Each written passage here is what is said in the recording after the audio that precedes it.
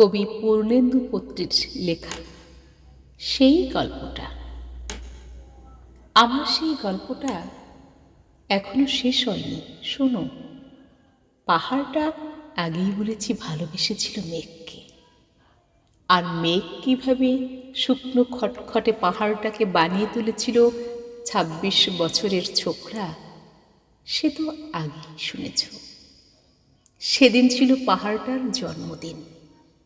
পাহাড় মেঘকে বললে, আজ তুমি লাল শাড়ি পরে আসবে। মেঘ পাহাড়কে বললে, আজ তোমাকে স্নান করিয়ে দেব চন্দন জলে।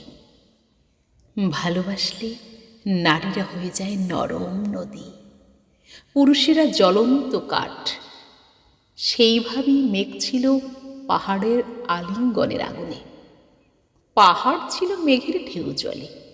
হঠাৎ আকাশ জুড়ে বেজে উঠল ঝড়ের জগঝম্প।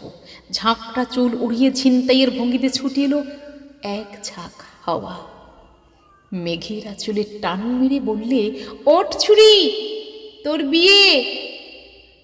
এখনো শেষ হয়নি গল্পটা। বজ্রের সঙ্গে মেঘের বিয়েটা হয়ে গেল ঠিকই, কিন্তু পাহাড়কে সে কোনোদিন ভুলতে পারল না।